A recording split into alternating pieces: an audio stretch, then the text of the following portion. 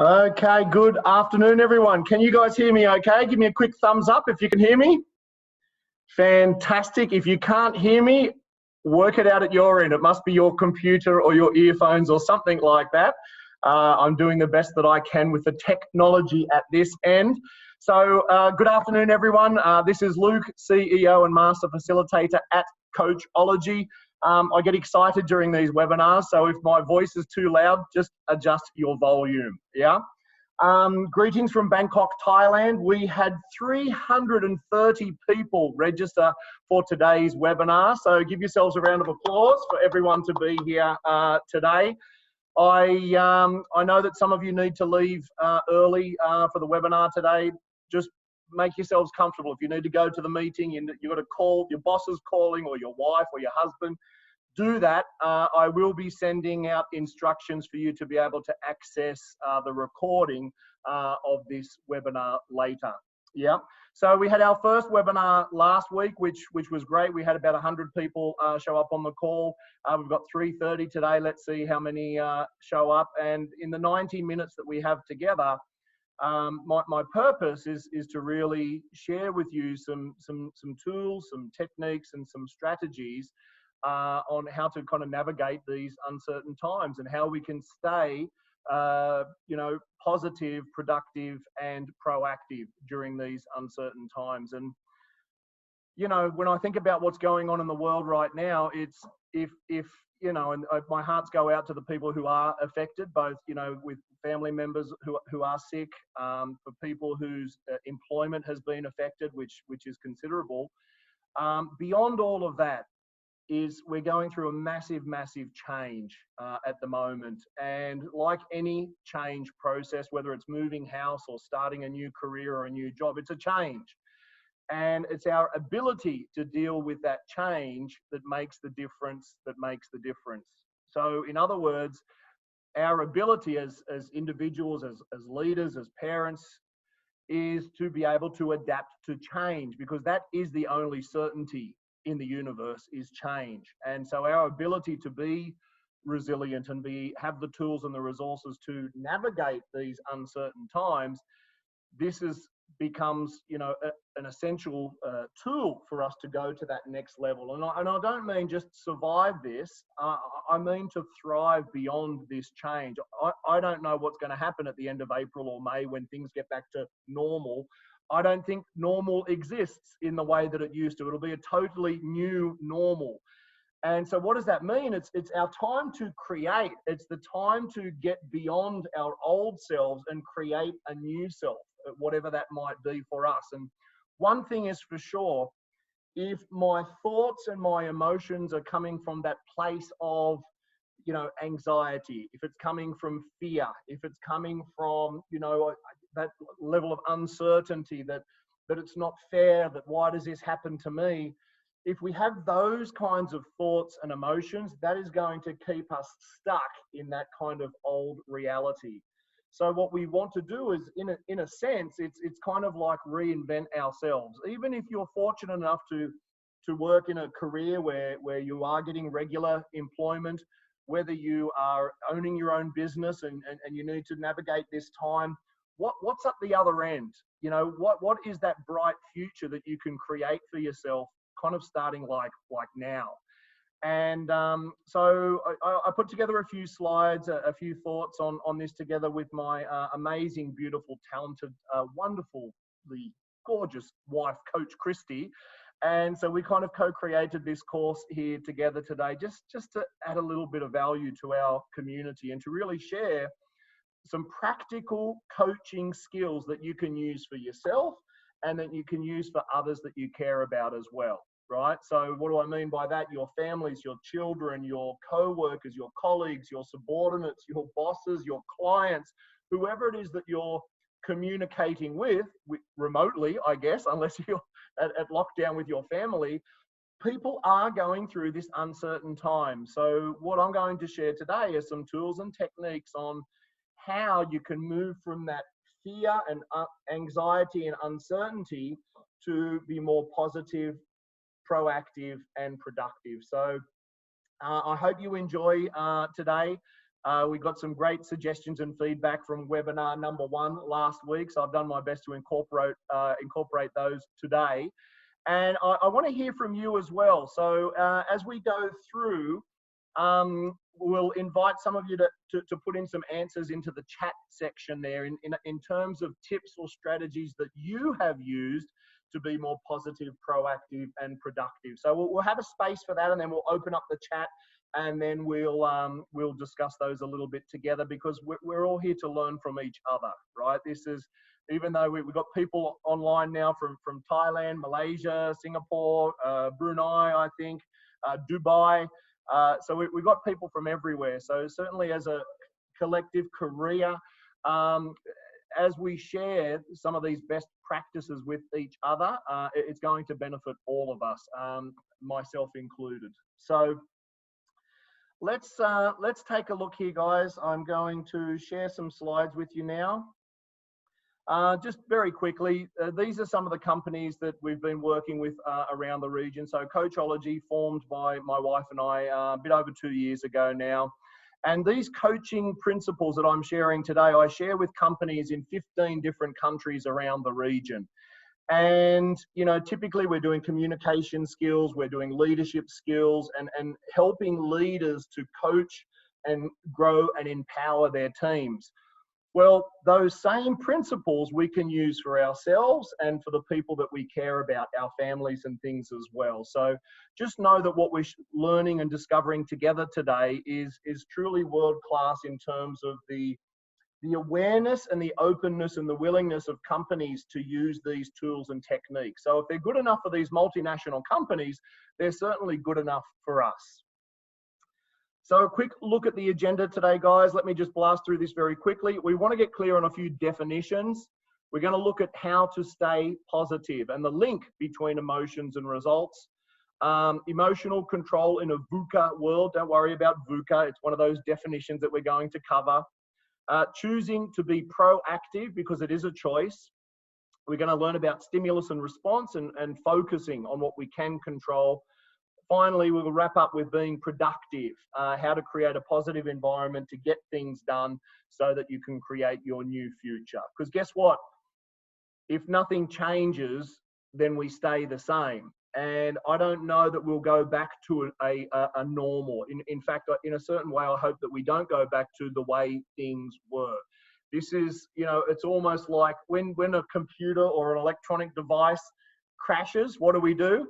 We turn it off and we turn it back on. It's kind of like a reset. And it kind of feels like that's what the planet is going through right now. Mother Nature, the universe, the planet, Gaia, however you want to call it, has like said, all right, enough, time out.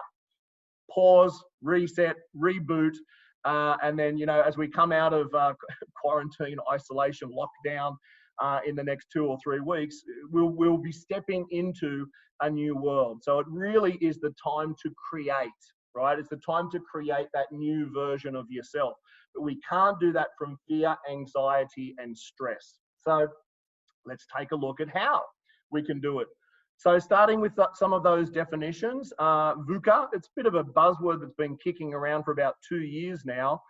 And I've actually delivered a couple of workshops on VUCA with clients, and more specifically how to deal with VUCA. So if you're working in an organization, you may have heard this term. Let's demystify what it means exactly. And I think you'll see we're exactly living in a VUCA kind of world at this moment in time. So V is volatile, fast moving, unpredictable, sudden change. Yeah, I'm pretty sure that's happened right now. Uncertain, we're unclear in what direction, when it's not exactly known what to do and when to do it. And guys, I'm, you know, as a coach and a trainer, my business stopped in the middle of March, right? Companies and organizations, there was too much uncertainty. The governments around the world were starting to implement these lockdowns. And so no one wants to do training or coaching, especially in a hotel environment. So, you know, hence why we moved to doing things online to at least contribute to our communities. And it will end. There is a light at the end of the tunnel. Is it the end of April, the end of May? I don't know. All we can do is work with some of these tools. Complex, not easy to understand or explain. try explaining what's going on, right? Imagine if you had to try and have a conversation with a 4-year-old child about what's going on in the world right now. Yeah, not so easy.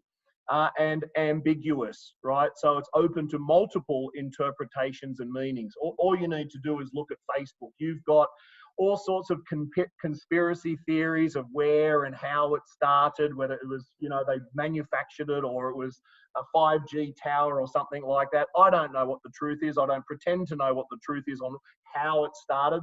All I know is we're in the middle of it. And what I know is it will end, and it's how we respond to what's going on at the moment that's going to determine our futures. So again, sympathies to anyone who's directly affected, whether it be from an economic point of view, the restaurant owners and anyone in health and spa and massages, small business owners are really taking a big hit. So really sympathy out there for those and for those who might be sick as well. From the bigger perspective, guys, it's a change, and that's what's going on this planet right now. And it's a change, and a change is to make or become different. So that's what I mean about things won't go back to normal, right? What we need to do is create the new normal. What is the new normal going to look like at the end of all this? And some clear examples might be, those corporate meetings that everyone really loves, that no one really loves, where you have to sit down and talk about stuff that could have been done in a 2-minute email, but you have to sit in that meeting for an hour. Well, I think that's one of the most obvious things that might change. Offering flexibility to full-time employees. Clearly, we can do it now. It's this situation has showed us that we can work from home, that we can be flexible, that we can still, get and achieve business results, that we can communicate with our colleagues and our teams using the technology like what we're using right now. So rather than just become, make or become different, I'd like to think that this change that we're going through right now is to make or become better. And that becomes a choice that we make moment by moment, day by day, through this VUCA process, this ambiguity and this uncertainty that's going on right now. We have an opportunity to make it better as long as we have the right mindset, right? What do I mean by that is if we just are passive to the whole process, if we are reactive to what's going on, then we're kind of throwing away our power. And as a result, we're not in the driver's seat. We're at the beck and call of circumstances outside of us. And we know that we cannot control everything outside of us, right? We cannot control COVID-19. We cannot control our government's responses wherever you are in the world to the COVID-19. We can't control whether airlines are going to start flying again and moving around the planet again. So there are many things that are outside of our control. What we need to focus on is what is within our control. What is it that we can influence in our life, in our business, with the families and the people that we care about?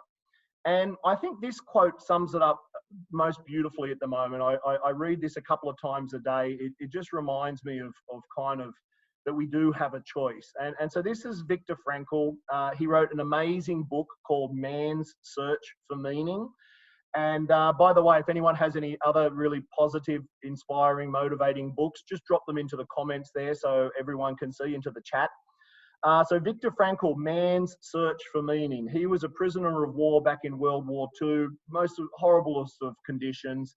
And what he says is between stimulus and response, there is a space.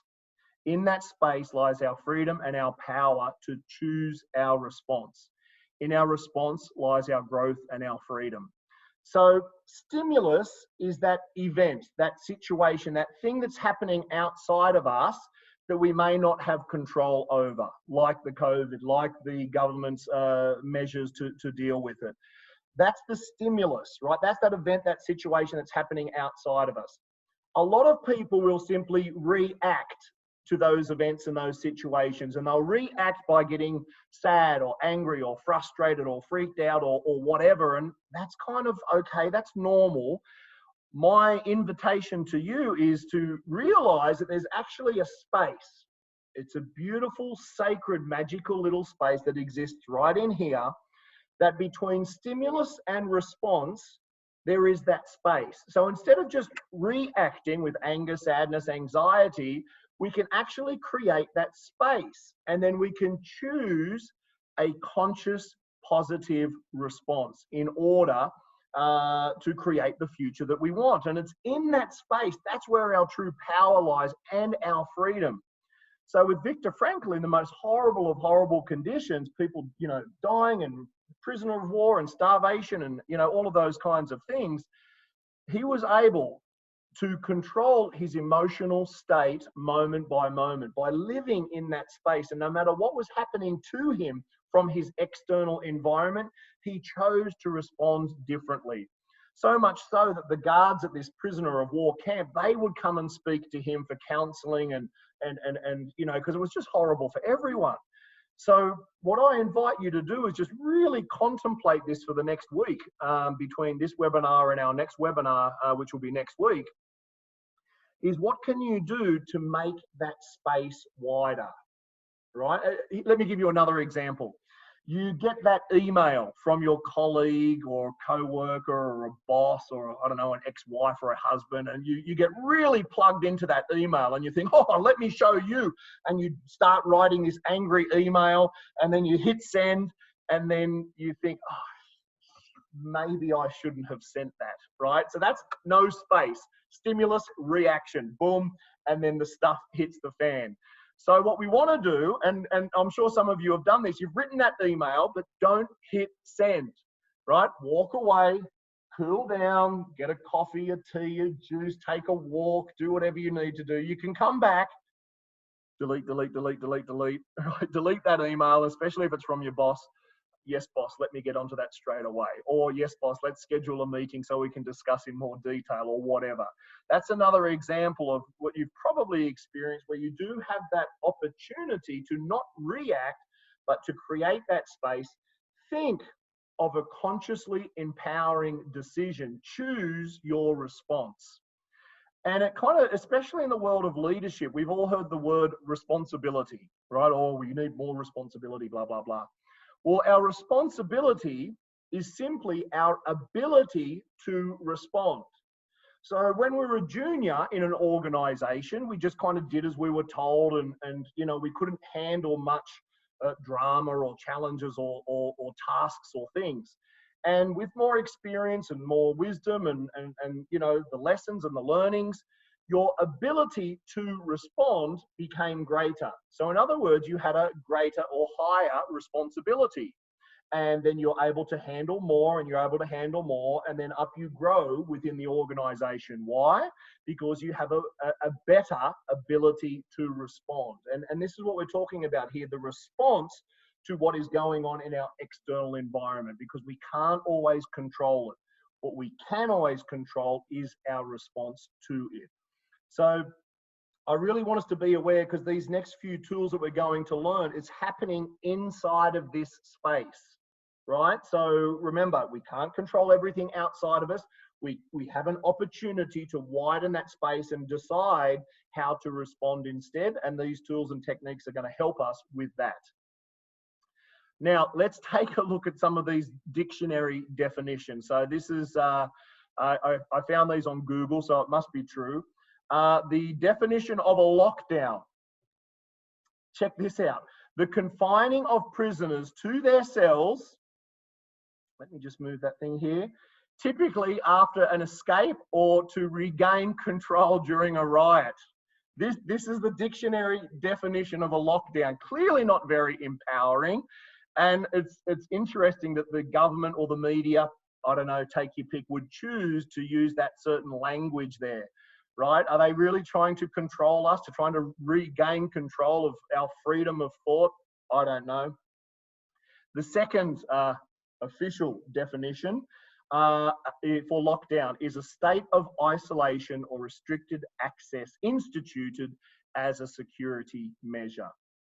That one's a little bit softer, still not very empowering though. And why I want to cover this is those words and those events and those things that are happening outside of us every second of every day, internally, we assign meaning to those events or to those words or to those things that are happening outside of us. And this is happening in that little space, but typically it's happening multiple times every second, automatically, unconsciously. We don't give it any thought. Something happens, we label it as bad. Something happens, we label it as fear or anxiety or whatever. Again, in that space, what we want to do is change the meaning that we create internally. So, and this is what we mean by staying positive, right? So a positive attitude is a mindset that helps you see and recognize opportunities, right? So new opportunities, different ways of doing things, possibility. And that's what staying positive is all about. And I want to clarify, it's not about being ignorant, right? It's not about, you know, like, oh, this COVID thing, it's not real or it's not serious or it's not important. People are sick and people are dying. And so there's clearly, it's a real thing that's happening out there. How it started, I don't know. How it will end, I don't know. So being positive is not about being ignorant. It's about choosing your response. So this sums it up pretty good. So the brain is really, really good at focusing on all of the problems, right? And so the heart is, you know, our heart, that's where your emotions come from. And of course, you want to feel good, right? Your heart wants to feel good. Our birthright is positive, joyful, loving emotions. That's how we came onto this planet.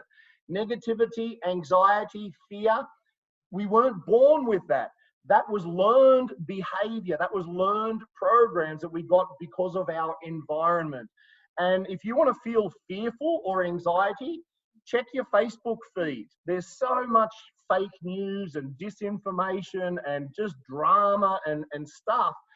As we focus on that, and the brain, you know, it's not that the brain is bad. The brain's job is to help us to survive. That's its number one function, is to help us to survive out there in the world. And whatever information, whatever input you give into your brain, it's going to think that it's real. And the more negativity you put into your mind, the busier it's going to be looking for that threat, looking for that danger, looking for that saber-toothed tiger. Because the brain, the unconscious mind, doesn't know the difference between something that's happening for real or something that's happening imagined with repetition, repetition, repetition. So we need to get beyond this reaction of this fear and this anxiety so that we can get back in touch with those positive emotions, because that's our birthright. So let's take a look at some positive definitions of a lockdown, right? So and by the way, I invite you now, please. So the word lockdown, that is a word. And remember, those events or these words, they don't have any meaning except the meaning that we give it. Right? So we looked at the official definition. Well, I don't know, I'm not really happy with that definition. So what if a lockdown is really a retreat? Think about it. People pay thousands of dollars to go to these retreats. They starve themselves. They don't eat. They do some yoga and some really basic exercises to retreat from the day-to-day drama that's going on, right? So now is a perfect opportunity to go within, to reflect on your life, to think about your decision, to observe your program and your thoughts, and just retreat from the rat race, from the hamster wheel, from the day-to-day drudgery of those routines that have been created since the millennia, right? So what if we chose to give it that positive definition? That's like, no, I'm not on lockdown. I'm on a solo retreat where I'm getting to read books. I'm getting to detox my mind from all the negativity. I'm getting to, you know, experience more flexibility by working from home. Like and by the way, when you think about those two definitions, lockdown or retreat, lockdown, retreat, you can feel in your body there's an automatic difference of emotion going on inside of your body depending on the meaning that you give that word, right?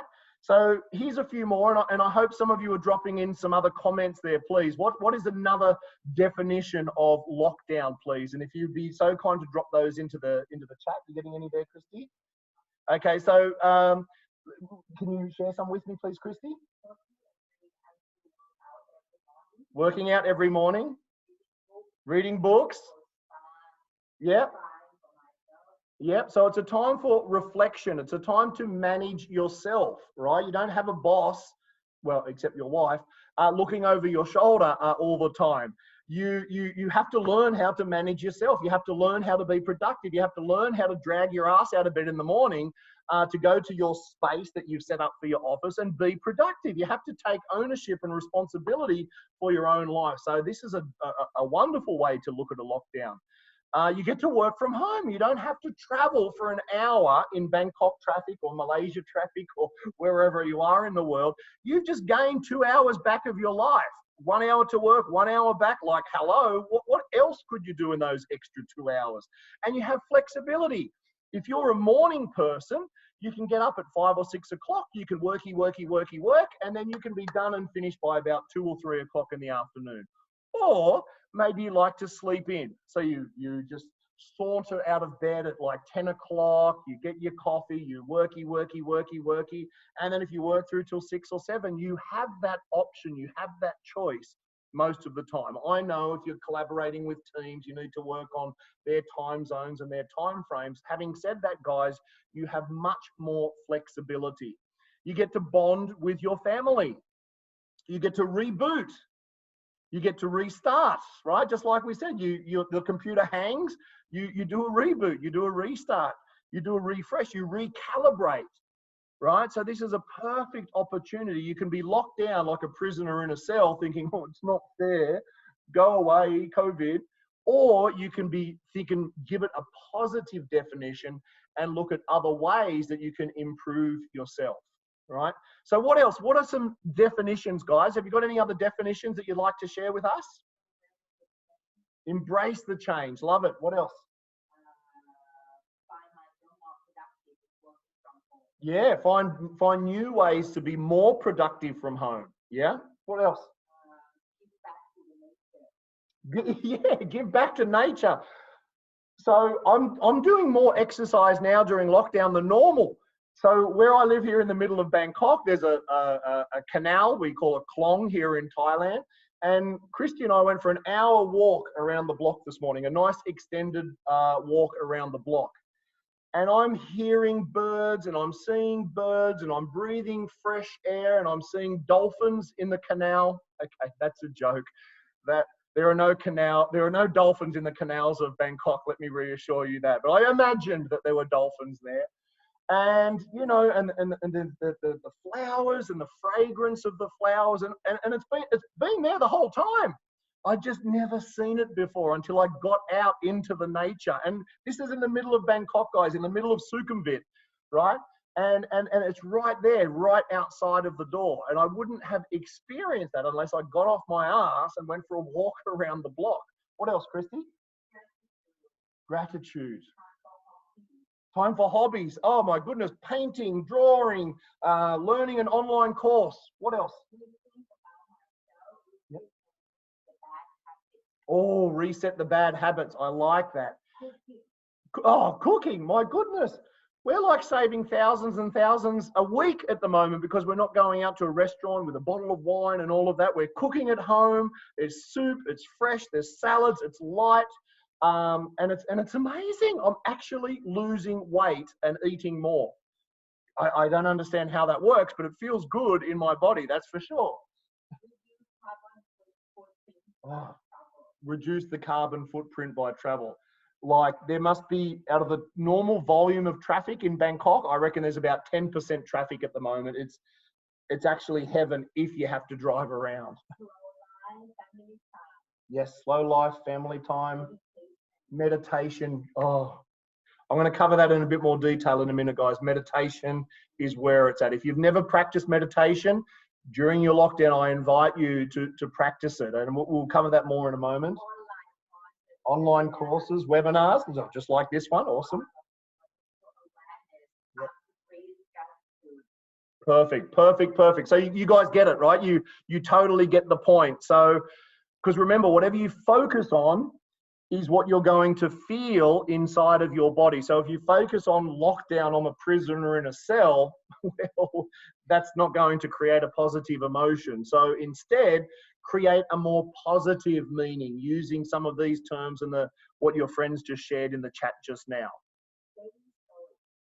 Daily stoic. Oh, perfect. Not reacting, right? So cool. I love it, guys. You guys get the point here. So that's awesome. Yep, exactly. So let's keep moving on. So one of my most favorite coaching questions to ask is, what could be good about this, right? So whatever's going on in your life, if you initially perceive it to be a negative, and that can be anything, losing your job, whatever it is, being locked down. The golden coaching question you can ask is, what could be good about ... right? Fill in the blank. And as you ask that question, it helps your mind to shift to a different point of view. So it's a super simple, powerful question for yourself, coaching question you can ask yourself, or that you can do with your kids, with your partner, with your work colleagues, your subordinates, even your clients. So what could be good about a lockdown, right? Now, we covered them a little bit already. We kind of looked at the definition of a lockdown. We covered a lot of those already. So what else, guys? Please tell me what could be good about a lockdown. So please drop those into the chat right now. So we've covered some already. Spend time with the family. Clean up the house. What a great time to do a deep clean. That closet or that back room or under the stairs or somewhere that it's been on your list, your mental list for ages. Get some of those projects done. Clean up your to-do list. What else, guys? What are some other things that you can do that could be good about a lockdown? Anything else there, Christy? Read personal development time.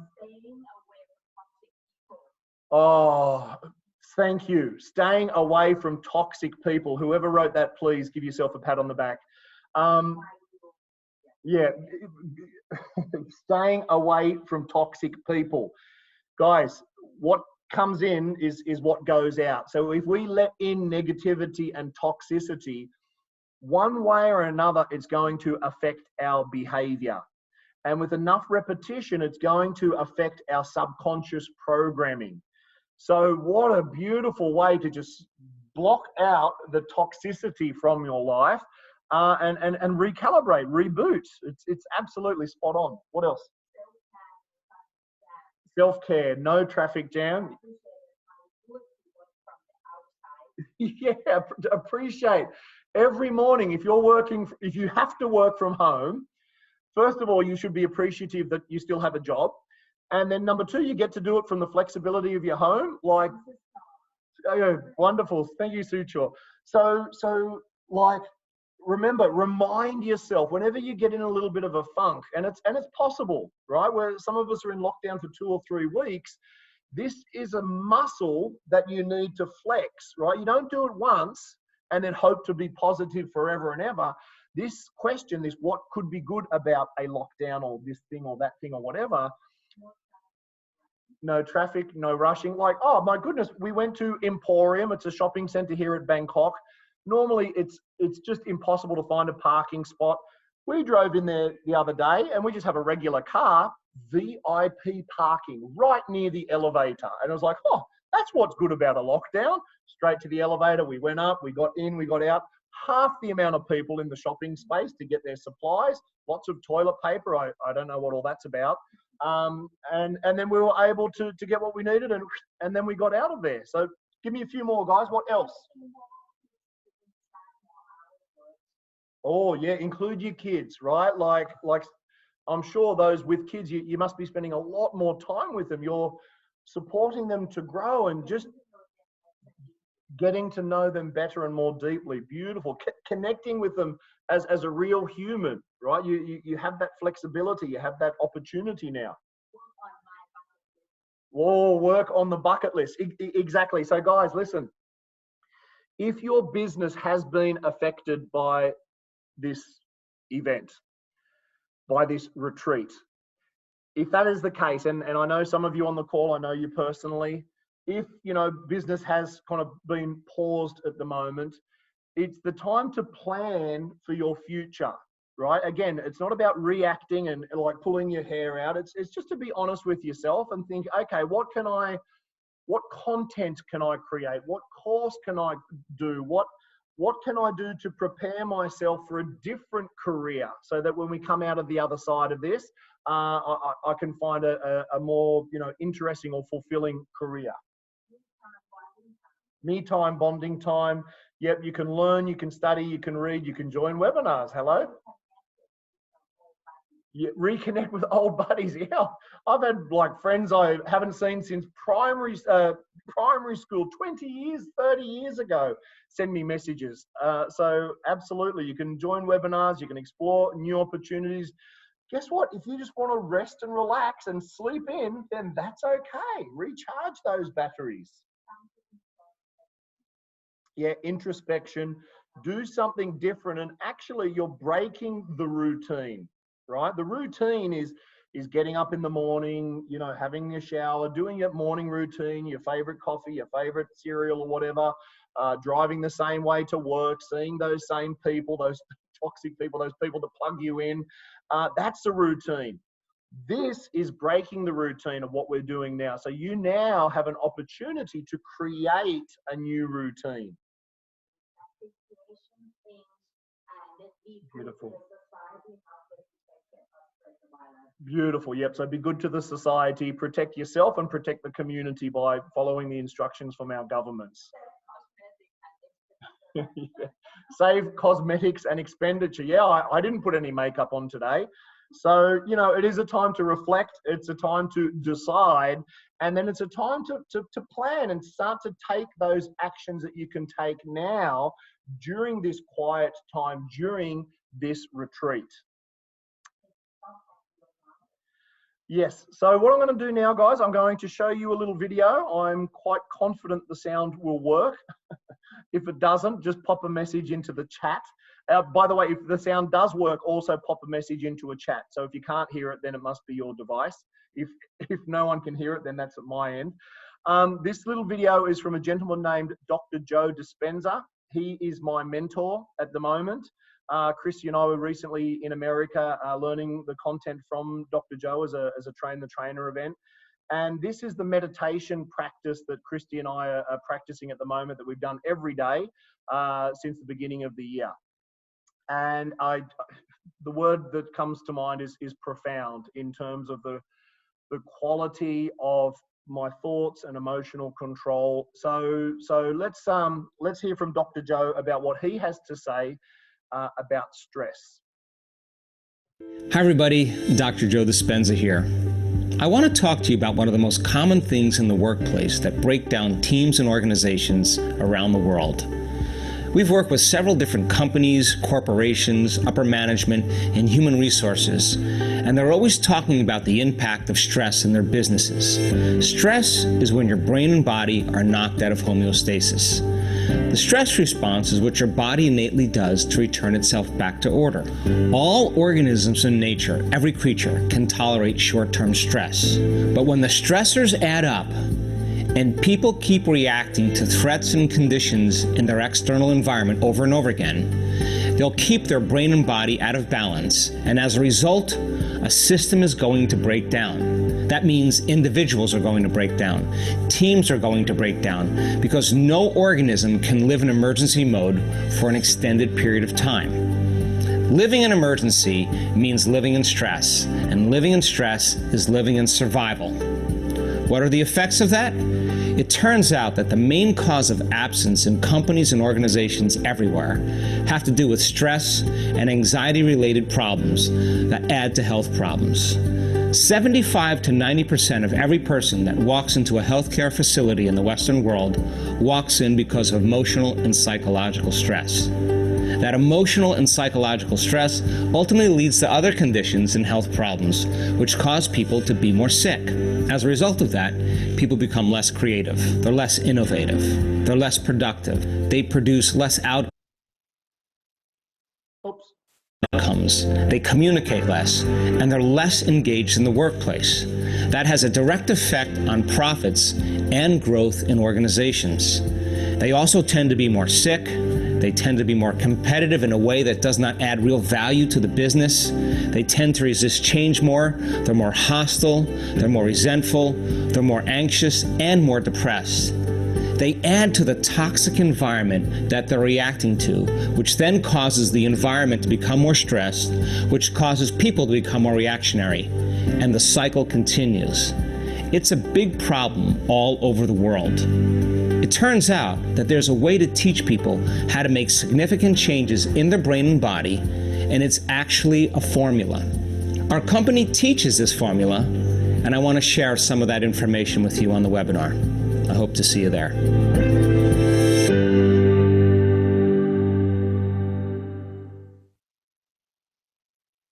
Awesome. So yeah, guys, so that's Dr. Joe. He has a ton of resources on the internet, on YouTube. Please, I invite you, if that message resonated with you and you want to begin to explore some of the benefits of meditation, and I'm not talking about woo-woo waha here. I'm not talking about being a yogi or locking yourself away in a cave for 20 years. I'm talking about scientific-based, real processes, step-by-step processes that you can follow to take control of your thoughts, to reduce those levels of stress. So please do yourself a favor, as a bit of self-learning and self-study, just search Dr. Joe Dispenza, and it's a wonderful, wonderful, wonderful way. There's so much information out there on YouTube and such. So what does that all mean, guys? Let me share with you the link between our emotions, which is the way we feel, and the results that we achieve in our life, right? So we have our thoughts, think, and then we have our body, right, as we call our physiology, or our body.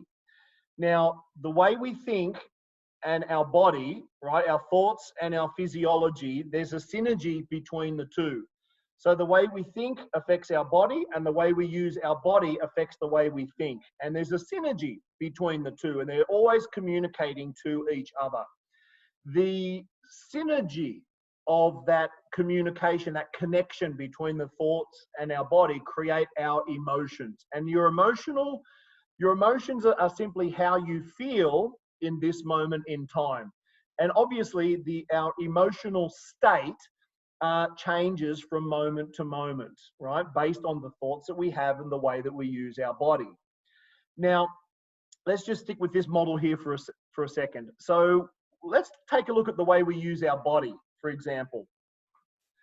So when you're kind of like in that kind of like,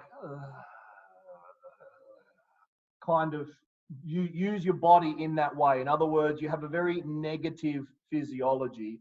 That is going to in turn loop back around to create more negative thinking. Those negative thinkings create a more negative physiology, and around it goes, and that creates what we call a limited emotional state, such as fear, anxiety, anger, etc.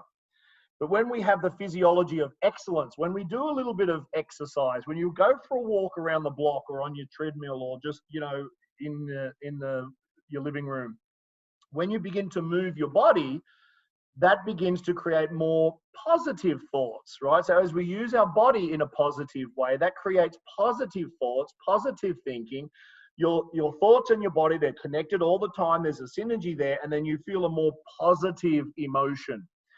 Now, why is that important? Because your emotions link to your behavior. So in other words, depending on how you feel will determine your behavior. And your behavior is simply your actions or what you do, right? So for example, we all know that, you know, if we want to lose weight, we should go to the gym, and we should eat healthy, and we should do all of those things. We kind of know that at the conscious level, but yet there's something that holds us back. We don't sometimes like feel like waking up early to go to the gym. We don't feel like, you know, spending that 30 minutes to do whatever.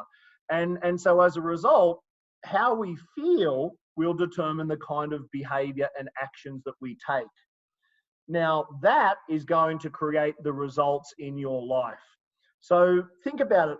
We've all had those days, right, where you wake up in the morning and you feel a little bit like, you kind of wake up on the wrong side of the bed and it's like, and then so you're thinking those thoughts and you're feeling that way and your body's kind of like you're dragging your feet around the place. Well, you know that as you have that lower emotional state, your behavior is going to be lower and therefore your results are going to be lower, right? Now, the converse is also true. When you know, those mornings when you wake up and you just feel like, oh, you slept good, you just kind of wake up and you seem to be full of energy and you feel good, you feel confident, you feel certain. So with those elevated emotions, your behavior, those actions that you decide to take, those things that you do throughout the day, clearly that is going to result in better results in your life, in your business, in the way that you do your life. So why is all this important is we want to choose our thoughts, and you want to be mindful of your body language as well, because that synergy creates your emotional state or how you feel in this moment in time. So in summary, the way you feel creates the results in your life. So if you want to achieve better results, whatever that is for you, then you want to elevate your emotions. Now, how do we control our emotions? You use your body, right? Another quick example. Your work, right? Work. And then you're stuck, right? You feel frustrated, you feel stuck, you feel overwhelmed, whatever your emotion is, you feel like, ugh. What do most people do when they have that feeling, when you're at your work? Most people will stand up. They'll stand up, they'll go and get a coffee, a tea, go to the bathroom, get a water, speak to a colleague, play with the cat, right? They'll do something, and what they're really doing is they're changing their physiology, they're changing their body. So they move from that unstuck, frustrated kind of emotion, they move their body around. Now that begins to stimulate new thoughts, and with those new thoughts, as you're moving your body, your emotional state will increase, right? So that's kind of an overview of the direct link between emotions and results. So in other words, if you're not achieving the results you want to achieve, whatever that is, if you want higher results, you must learn to manage your emotions more effectively. Make sense? Cool. So, and how does all that start, guys? Well, it starts with our thoughts as well, right? If you're going to have negative thoughts, that's going to give you a negative emotional state. Positive thinking, positive thoughts will give you a more positive, elevated emotion. So now's the time to drop some comments into the chat, please, guys. What are some of your top tips for being positive? Let me share a couple with you to get the ball rolling. Remove or minimize the amount of negative input, right? So by input, I mean through your 5 senses. So that's going to be negative media, negative toxic people, as someone mentioned before, a negative environment. You want to remove and minimize that as much as you can. There, at the same time, you want to maximize the amount of positive input, including positive media, positive people, and positive environment. Meditate, right? You've got a lot of time on your hands now, guys. I really invite you to explore meditation, and there are hundreds of different styles of meditation. Choose one that works for you, right? It could be yoga. Another really simple way, guys, if you or your colleagues or your friends are struggling with this anxiety and this negative thinking, have them write out a gratitude journal, which is very simply, you write down 10 things first thing in the morning that you are grateful for in your life right now. For example, the freedom to work from home. For example, I don't have to see that toxic person in my office. For example, there's food in the fridge, there's a roof over the head, I have Wi-Fi. For example. And you just keep listing those positive things first thing in the morning. If you do that every day, you will change your focus from negative to positive. So this is a really simple tool that you can offer to your friends or family who might really be suffering with that negative thinking at the moment. You could ask the what could be good question. You can just move your body somehow, some way. You don't have to go for a 1 hour walk around the block, but do something with your body. laying on the sofa, mindlessly scrolling through Netflix, that's not really going to help you feel better in the long run. What else, guys? What are some other opportunities? Thank God. Yeah. Wake up early. Yep. Small act of kindness. Yes.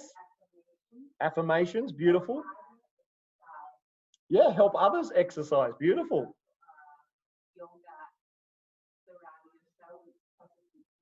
Yep. Yeah. Oh, smile. Yeah. Try that out. Stay curious. Surrender to the unknown. Love it.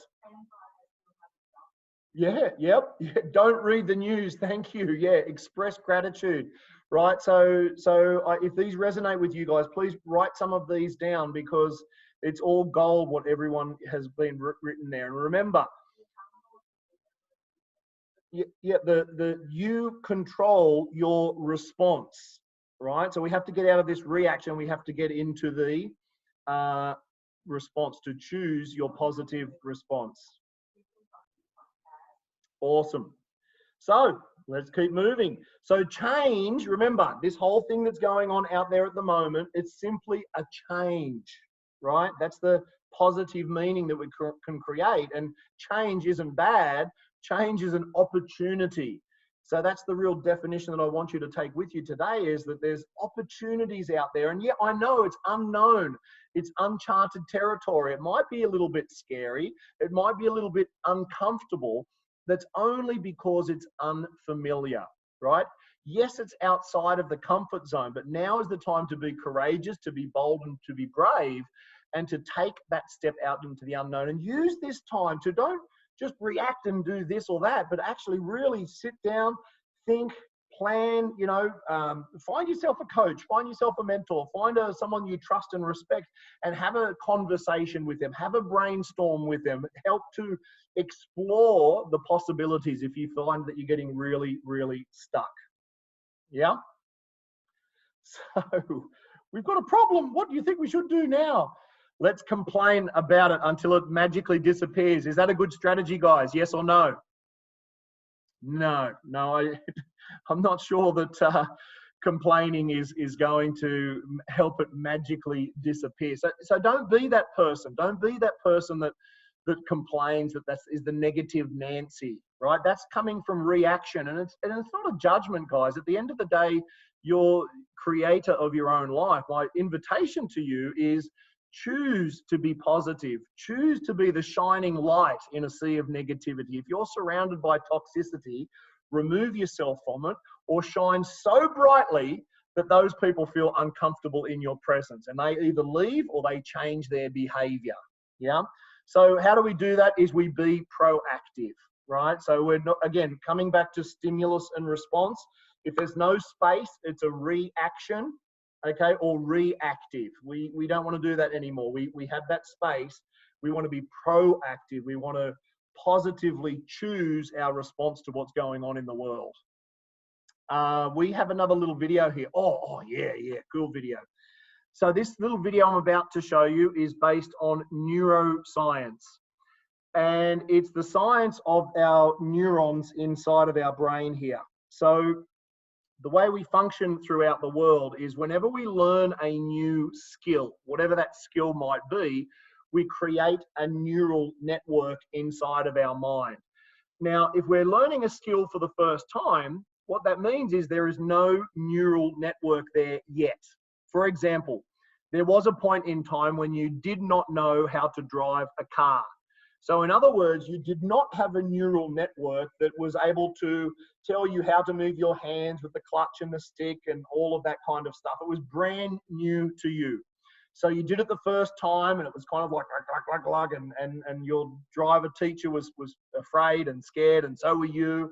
But guess what? With repetition and repetition, you created a neural network in your brain. So that those neurons, that circuitry inside your brain became hardwired. And with enough repetition, you create what we call a habit, right? And so a habit means simply a behavior or an action that you can do unconsciously without having to think about it. So again, coming back to the driving a car example, in the beginning, it was a bit, but you practice and you practice and you practice. You created that neural network, so the neurons and all parts of your brain and body were coordinated. And so now you can drive down the road, you can change lanes, you can talk on the phone, you can sip on your Starbucks all at the same time without even having to really think about it. So let's take a little bit of a look at this video just to understand some of the science behind what's going on in here so that we can make more conscious choices to be more proactive. Let's take a look.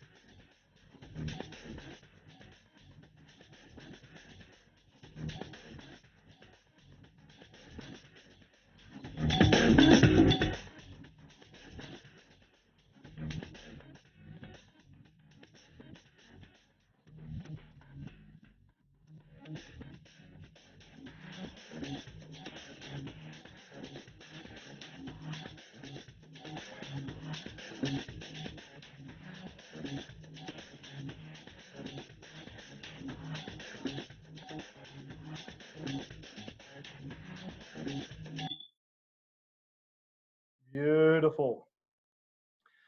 So what does all that mean, guys, is in our brain exists, we have the neural network of all of those thoughts that we've thought from the day that we were born. Whatever we do with repetition again and again and again forms a stronger neural network. And this is the way that we create habits. And 95% of the day, we are running on our automatic thoughts and habits called our programs. 95% of the day, we're running on an automated program. So what does that mean is people out there, maybe your clients or the loved ones or your co-workers, if they're really good at negative thinking, it's not because they're bad. It's not because they're broken. It's not because they have bad karma. What it is it's simply a program, a network of thinking that they have been focusing on the negative in their life for a long period of time. As they have those negative thoughts, and by the way, we have 60,000 thoughts per day. And so if 95% of those thoughts are unconscious and automatic, we need to be really mindful of what kind of thoughts are we thinking. Now, when we say unconscious thoughts, that means that we're having thoughts, behaviors, habits, and actions that we are not aware of in the moment. So what we want to be mindful of is, and that's why this 2-week lockdown period, this retreat, is the perfect time to really look at and observe the thoughts that you're having on a moment by moment basis, and to observe, is there a pattern there, right? So what you're looking for here is a pattern of thinking. And you need to ask yourself, are these patterns of thoughts helping me to create my new future, or are they holding me back? Now, we're blessed with this scientific process called metacognition. And metacognition is a fancy word to be the observer of our thinking. So did you know that you can observe your thoughts when you put some effort and some discipline in? It's like, here you are, you can observe. There's an observer that can observe your thinking, your behaviors, and your actions moment to moment. And this retreat that we're having now for this 2 or 3 weeks is a perfect time. It's a wonderful time to really observe those thoughts, those behaviors, those patterns, and ask yourself, is that helping me to achieve my outcome, or is it holding me back? Now, One of the illusions that we've been taught at school or you know, as we grew up is that, you know, you can't teach an old dog new tricks. Thankfully, that is not true. Again, there's a beautiful neuro process called neuroplasticity, or also known as neurogenesis, as we just saw. And we have the process called pruning, right? So pruning is stripping away or cutting those old bad habits. And as you basically just stop doing that old behavior, those old thoughts, as you stop doing that, that neural network will disintegrate and those neurons are no longer connected. Now, what is important though is you replace it with a new positive empowering habit or empowering thought. So if we come back to our example of writing a gratitude journal, the reason why that is so effective is people who are really good at negativity or anxiety and sadness and those kinds of things, generally it's because they've been doing it for so long, right? It's become an unconscious pattern and program. Therefore, they have a very strong neural network on how to do negativity. By them writing down a gratitude journal, they're shifting their focus from that habitual behavior to now be forced to look at those positives in their life, those things that they could be grateful for.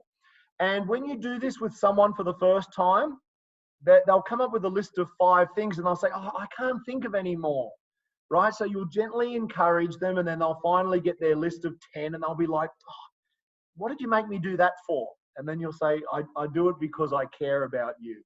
Then you get them to do it on day 2. You get them to do it on day 3. You get them to do it on day 4. And the science is between 3 and 6 weeks to fully embed a program into the neurology to create that new neural network. And remember, the more you practice it, the more you repeat it, that stronger that neural network becomes. So as they write their gratitude journal, when they're getting to that 3rd week and that 4th week, they can write their list of 10 like that, or they can write a list of 20 like that.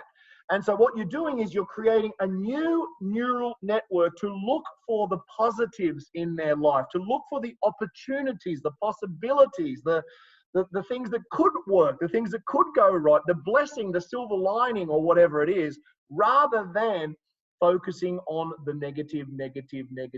Because as we do that, we're like looking like this, and we're simply looking for everything that's not working in our lives. Yeah? Does that make sense, guys? So that's the science behind the neurology of how you can shift from negative thinking to more positive thinking. Yes, it takes practice. Yes, it takes repetition.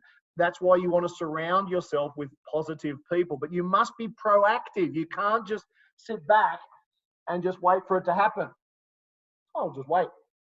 Positivity will somewhere. No, you've really got to flex that muscle, and you have to create that new neural network by giving yourself positive input, webinars, books, YouTubes, you name it. There's 100 different ways you can create more positivity in your life. And Henry Ford says it beautifully, whether you think you can or you think you can't, you're right. Okay, so again, that's just a repetition. If you keep saying to yourself, I can't do it, I can't do it, I can't do it, congratulations, you've created a neural network, and that becomes your reality. That becomes your experience of life. You manifest your reality through the thoughts that you have on a moment by moment, day by day, week by week basis. Now, when you begin to prune those old neural networks and you begin to create the new neural networks of I can do it, I will succeed, there are opportunities out there. With enough repetition, you do it again and again and again and again, you'll create that new neural network. And guess what? That becomes your new habit. That becomes your new way of thinking. And with enough repetition, it becomes your new way of being. You're suddenly becoming, you are a positive person. You see positivity everywhere you look. And you must be proactive. You cannot sit by the sidelines and just wait for it to happen to you. You have to go out there and get it. You have to surround yourself with positivity. And by the way, you saw it in the video just now. If you don't think new thoughts, what that means is you'll think exactly the same thoughts as you've been thinking for the last however many years you've been on the planet. So in order to grow, in order to transcend what we're going through at the moment, in order to be the change that you want to see in the world, you must think new thoughts. What does that mean is if you keep thinking the same thoughts over and over again, that'll create the same emotions and that'll create the same behaviors. The same behaviors will create the same results. So you must find ways to think new thoughts. How do you think new thoughts? Is with new experiences, new actions, new behaviors. You read books, you read, watch TED Talks, you attend webinars, you join courses, whatever it is, speak to new people. Have new thoughts that will create new emotions, new behaviors, and new results. But guaranteed, guys, if you keep thinking the same old thoughts, you'll keep creating the same old results. So look at how you can create new thoughts. Right? What can you learn? So proactive versus reactive. Here are some top tips. This is another time, guys, to please drop your tips into the chat box. What are some of the top tips that you have to be proactive? So let me share a couple to get the ball rolling. If you find you're getting emotional, and here I mean like you feel you're getting angry and you're about to react. Remember, that's reactive is not proactive. So if you are feeling your emotion come up, count to 10, have a deep breath, right? Move your body. So please drop some of your tips in below. Top tips for being proactive. A couple more here. Just keep dropping your comments in. So one way to be proactive is now is the time to re-strategize for the remainder of the year. So if you are in business, don't use this retreat to just sit back and just wait for things to get better. That's insane. Now is the time to re-strategize. If you're in sales, for example, what can you do in May and June to make up the sales that you lost in March and April? Whatever that is for you, plan now, make a strategy on how the final 6 months of this year is going to be awesome. Don't just wait for it to happen. Briefly consider the worst case scenario. Now, remember, I'm not talking about focusing on the negative here, and that's why I use the word briefly. As you guys know, I'm a coach and a trainer, and so most of our training just stopped overnight at the end of March. So I remember sitting on the balcony out here with Christy, and I said, all right, I'm going to put the black hat on now. If anyone's ever done the work of Edward de Bono, 6 thinking hats, it's a very kind of subjective way to look at a situation without getting emotional. And so we said, okay, worst case scenario, 6 months, we don't get any income. Can we survive? And so we had a discussion and we worked out, well, yeah, we have savings and we have this. And if we tighten the belt a little bit, yeah, actually we can be okay. And then we said, great. Now, clearly that's not going to happen. So then we went straight back to then re-strategize. Okay, so what can we do in April and May to keep some kind of revenues coming in? So it was actually healthy for us to look at that worst case scenario so we could make a realistic strategy on how to not only survive, but actually thrive. Brainstorm with your family, right? Like about the situation. Brainstorm with your teams about the situation. You don't have to solve it all yourself, right? So include other people to have those conversations. What are our options, right? So if things are looking bad, then list out some options, right? And you want to create at least 3 options when you're trying to come up with some solutions or options. Most people come up with 1 or maybe 2. Well, 2 options is a dilemma. So as much as possible, you want to create 3 or 4 or 5 options, even if they're silly or outrageous or impossible. As you think of those options, it might create a new thread to a different option. What are some other options, Chrissy, that people have shared there to be proactive?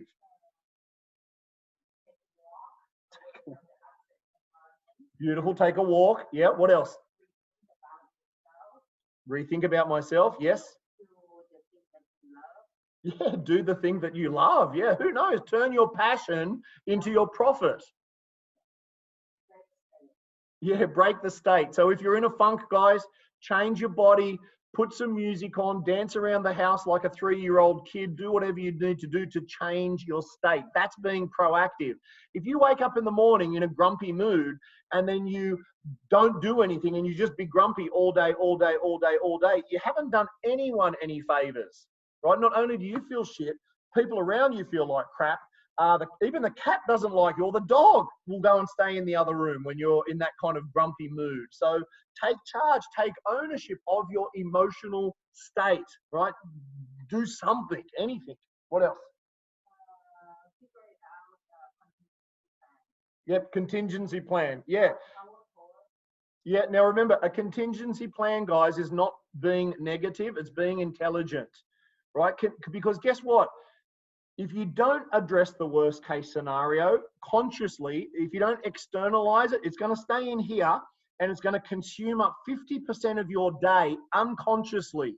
And you won't have a choice but to feel like, feel heavy and feel overwhelmed. So talk about it with someone. Find a friend, a mentor, a colleague, a coach, anyone, and consider that, because once you're clear about what that obstacle is, now you can start to focus on a solution to get over that speed hump, because it's not permanent. It's just a speed hump in the road. Accept reality, surrender to the now. Oh, you're talking my language. Yeah, what's the one thing you can do? What is the one thing you can do to shift the needle a little bit, right? You know, there's some of you have heard this joke before. How do you eat an elephant? One bite at a time. So you can't move the world overnight. What you can do is you can take little steps every day to create your new future, to create your new outcome. A big one here, guys. What new skills can I learn? Remember, new thoughts create new emotions, create new behaviors and new results. Same thoughts create the same results. New thoughts will create different results, better results. So what new skills can you learn right now for these next 2 or 3 weeks during your retreat? Yeah. So awesome, guys. Thank you for sharing. So being productive. Yeah, being productive. I do have my pants on today, and I'm sure you've been, many of you have been using Zoom more often in these last couple of weeks. So I did my makeup a little bit. I did have a shave today. And yeah, it is the time to be productive, right? So how, as you're working from home, how can we be more productive? So again, I'm going to invite you to drop some ideas into the chat box in a moment. Let me share a couple of slides with you first. So this was interesting data I found. The biggest struggle with working remotely are those top 3 ones there. So unplugging after work, which is, you know, in this part of the house or that part of the house, because it all becomes blended together, right? Work and family and relaxing, it's like, it kind of gets entangled. So one of the biggest struggles that people have is being able to unplug from work when they are working remotely. Loneliness is interesting, and a couple of my key clients and partners who I've been speaking to these last couple of days as I'm helping them to navigate with their teams to create more positive mindset within their teams, a lot of them have shared like, yeah, I mean, I'm lonely. I'm here all alone, and yeah, I'm doing video chats and this and that, but I just feel lonely. And some people really thrive on that human connection. So that's one of the other biggest challenges. And, you know, being able to clearly collaborate and communicate with others. So there's some of the challenges that people face. So yeah, the heart, right? Remember, the heart is our emotion. I'm not getting enough social interaction to fix this. Whereas the brain, it just wants to kind of get stuff done. What are you talking about? We just interacted with someone last week. So, you know, the introverts in the group, you are probably loving this time right now. If you're an introvert, which simply means you recharge your batteries by not being around people, you are probably loving this retreat right now. You don't have to go to silly meetings. You don't have to talk to people at the water cooler or the coffee machine. You don't have to make chit chat and small talk. This is your zone. This is your place right now. For the extroverts, you guys might be finding it a little bit more challenging. Why? Because the extroverts love the human connection. right? And in fact, they recharge their battery by being around people. So the extroverts are probably going to be struggling a little bit more right now. Yeah, exactly. So let's take a look at a little video, just 2-minute video on some top 10 tips from working at home. Let's see what this guy has to say. In these difficult times, here's our 10-step guide to working from home. Whether you're used to this style of working or not, the current situation will be making things very different. Routine is important. Get up as normal, perhaps making an adjustment for not having to travel. Be sure to get dressed. Don't start working in your nightclothes. Plan your normal working hours and stick to these. So if you normally work 9 to 5, do that at home. There could be more people at home than normal, so try to shut yourself away in a room where you won't be disturbed. This is likely to be the hardest thing, as it's very easy to get distracted when your family aren't used to seeing you work at home. Take regular breaks for coffee and stretch your legs. When you're at home, it's easy to stay at your desk for much longer than you would do in an office, where you have much more interaction with your colleagues. Try not to get distracted by jobs that need doing at home. It's okay to put the washing on, but don't do all your domestic chores. Most importantly, keep clear of daytime television. Have a proper lunch break. Get away from your computer and get some fresh air if you can. Talk to your colleagues on the phone to keep in touch, or better still, use video calls and meetings to see them. This is particularly important if you're working at home alone, so you don't feel shut off. Try not to work into the evening or at weekends unless it's absolutely necessary. It's very easy to just keep working when you don't have to catch a train home. Make the most from working from home while it's necessary. You may have all that travel time back, allowing you to do more around the house, or just relax with a good book or TV. Working from home could be here for a while, so it's important to adapt to the change to remain motivated and productive.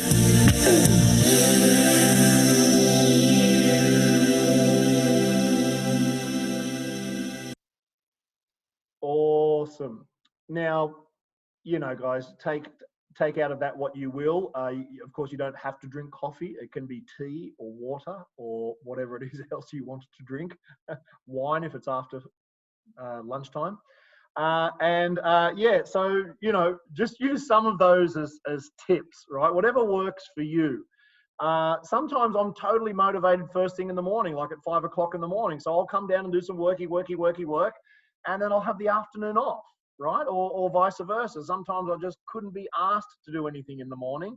And, you know, if you've got to get a little bit creative and proactive. So if you do have to talk to other humans, right, as part of your business, schedule those meetings that you need to have with humans at times that work for you, right? If you have that ability, especially if you're a leader or if you're self-employed or whatever, or batch your work, right? So what I'm doing at the moment is I'm loading up Tuesdays, Wednesdays, and Thursdays. That's my worky work mode, where pretty much from 9 o'clock in the morning right through till, at the moment, we're doing some online group coaching in the evenings at the moment till about 8 o'clock. But I'm doing 5 days worth of work in those 3 days. Why? So then I can have Friday off, I can have the weekend off, and then I can have the Monday off, right? And being self-employed, running our own business, am I going to answer emails and do stuff on the weekend? Yes, I'm okay with that. Why? Because I'm doing what I'm passionate about and I'm creating the new future. I'm getting beyond this blip, this speed hump that we have going on at the moment, this change process. For example, these webinars, I didn't really know much how to run a full-blown webinar, but I'm learning quickly and they're really fun to do. So whatever it is for you, whatever your style is that works for you, then do that. And just remember to be proactive with it and enjoy the flexibility of working at home, right? Don't make it all so doom and gloom. And if you need to get that work done so then you can be free to play with the kids or the cats or the dogs or whatever, then do that and have a walk around the block early in the morning or in the later afternoon. So now is a good time, please, guys, if you can share some of your tips. Let me get a couple here to get the ball rolling. Yeah, first and foremost, if you focus on being positive and proactive, the first 2 points that we covered, you will automatically be more productive, right? So based on what we've already learned so far, stimulus response, there is that space. Just remember that space, if nothing else. In that space is where you can choose to be positive, is where you can choose to be productive. If you just do that, automatically you'll be more productive, right? Just automatically, because you'll be more conscious, you'll be more proactive. And work with your rhythms, right? If you're a morning person and you want to get the work done in the morning, then do it. If you're not a morning person and you want to have a lazy breakfast and play with the kids and all that, then do that, and then just hunker down in the afternoon and lock yourself away without those distractions. Leave your, turn your Facebook off or whatever you need to do to avoid the distractions there. Set up your space to minimize distractions, right? We've got 3 cats. I've locked them in the kitchen for today because they love, when Papa is on the computer, they love to jump around and chase each other. Well, probably not really cool for today's session. So I just locked them in the kitchen. They'll forgive me. When, you're going to have meetings and sessions and onlines and whatever you need to do, it's easy to be a little bit more relaxed or blasé when you're working from home. So as soon as you get a message, a WhatsApp, you just have a phone call with someone and you're scheduling an appointment, make sure you put it into your calendar immediately. Don't fool yourself that you'll remember to do it later. You will forget, right? Because maybe it is your relaxed time, you're in episode 3 of something on Netflix. That appointment will just disappear.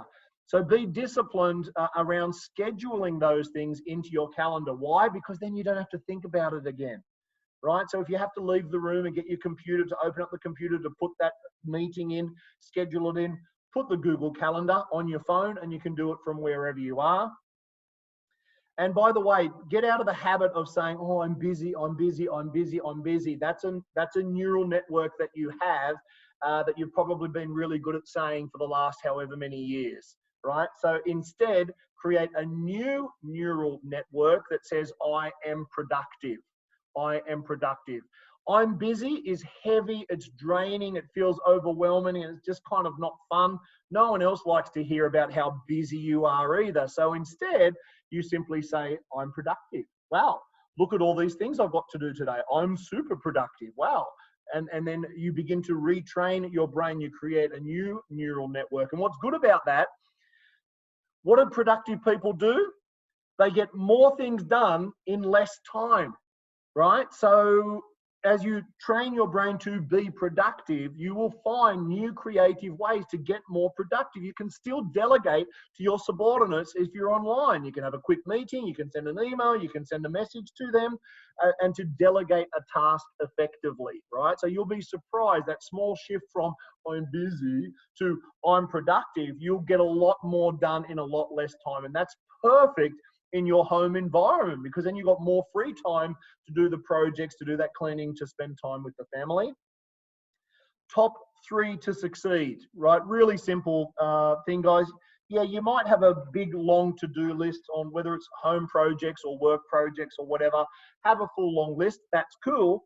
But at the beginning of each day, pull out the top 3 things, the 3 most important things that you want to get done today.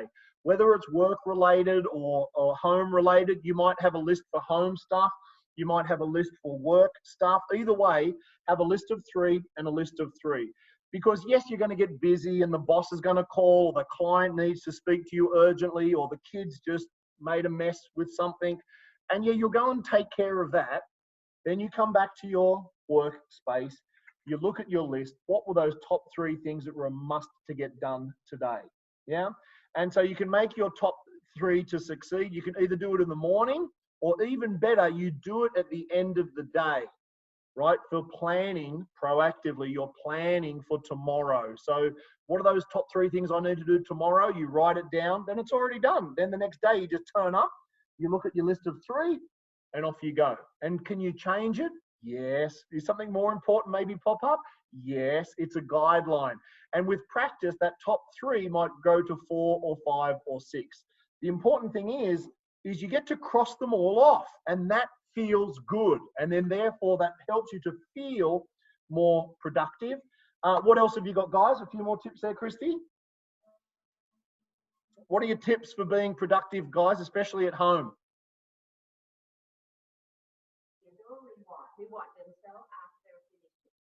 Yep.